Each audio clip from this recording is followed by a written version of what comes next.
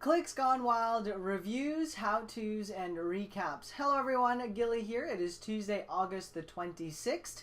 Just got done with support with Chris today.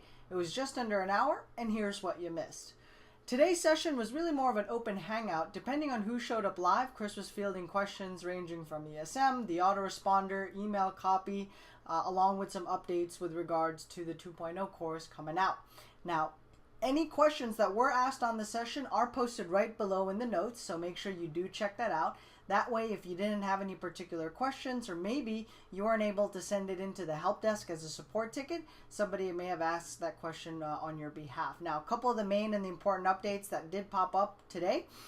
First things first is the ESM-based emails. So if you are using ESM, keep in mind it is a tool, an additional tool inside of our toolbox, all right? There are some adjustments that you will need to make. It's not going to be the main mailing platform you will use, simply a supplementary account to get more emails out to your openers list. Now, for those of you that are using ESM, there is a new link that you need to enter inside of the body of the emails that you are sending from ESM. So check the notes to see what you can go ahead to need to add, right?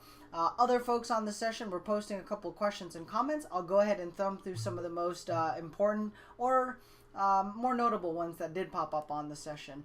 Mike Story has been using the YouTube trick, and based on his experience so far, regardless of how spammy the email body or copy is, he is still able to inbox using the YouTube email, right? Any questions with regards to the YouTube strategy, please send it in via support ticket or post it inside of the Facebook group. Now, my recommendation for you guys that do have questions or clarifications, always send it into the support ticket, because our team does review all of the tickets that do come up in there, and they quarterback and send those to wherever it's most relevant.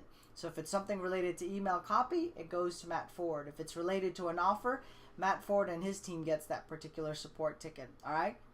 Now, you can post inside of the Facebook forum and group. Just keep in mind it is a really active forum, and so unless you tag specific users on that post, we may miss it. Now, even if you do tag it, that question may be pushed down in the forum, or it might get overshadowed by some of the newer posts that are coming in. So in order to make sure that your tickets, your questions, your clarifications are heard, please send that into cgwhelpdesk.com, all right? So props to Mike for continuing to use the YouTube strategy, and keep us posted on how it plays out for you for the rest of the week, all right? Other questions that did pop up, are there any additional costs with downgrading the accounts or upgrading the autoresponder accounts? There won't be, all right? There were some folks asking about 2.0. What's going to happen with 2.0 in terms of the leads and the monthly delivery? Are we still going to be using the same autoresponder company? The answer to that is we are going to be using a different one. All right, so the team is in the process right now of working out the costs so that we can make it affordable for everybody in the Clicks Gone Wild community, all right? At the very least, we would like for it to mirror what you guys are seeing from a price point level with the main autoresponder company right now. If we can get it lower to that point, then great. It's not the main goal of Clicks Gone Wild to make money off of that particular line of service. And so in the meantime, pricing and options are being worked out, but you can update your autoresponder account so that it can house or at least contain your openers list.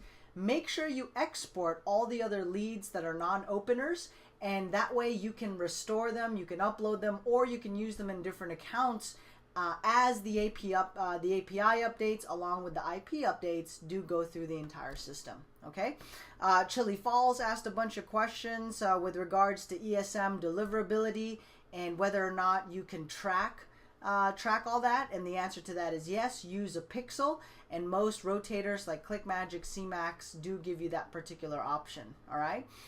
Teresa Baker was live on the session, posted a bunch of questions. John had a question about whether or not we should use the semicolon inside of ESM.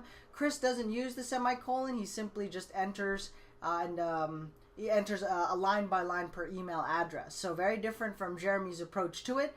Pick whatever works for you, and what's most comfortable in your flow of operations. Okay, Balaram was on the session, Lori G was on the session, Ken German was out as well, asking about whether or not 2.0 is on track for September, and yes, it still is on track for September, which reminds me, some of you folks may be receiving an important phone call this week.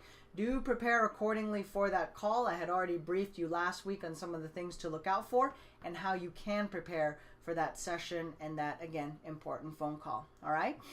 Christina asked a couple questions related to the Sarah and Dan blog or tools, so that was addressed on the session as well. All right. It's Chris's feedback with regards to blacklisting of domains. Now, the only list worth getting off of is the Spam House list. Anything else, it's just they make it a mountain, like a Mount Everest of an effort to unblock your particular list. And at the end of the day, depending on who it is, it really makes the most sense to either use a fresh domain name, use a generic email, Gmail, Yahoo, or AOL address, as opposed to any particular domains, right? That if, let's say, if you're priced out of buying domains every day, that's fine. You do have other options. But the main insight there is the only list worth getting off is Spam House, due to the credibility and the process to get off of that particular blacklist. All right, so check the video for more detailed explanation. Okay, Balaram was asking about ClickMagick and whether or not, what's going to happen if some links appear blacklisted. These major or these larger companies that specialize in providing tools like Rotators tend to have dedicated teams that handle removing their links from the blacklist process.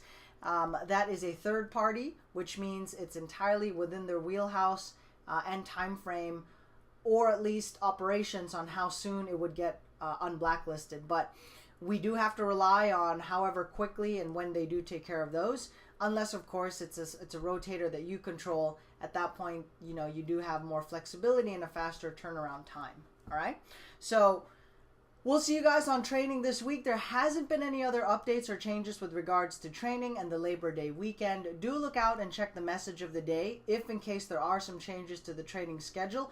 But as of today, it's business as usual, and we'll see you on the next one.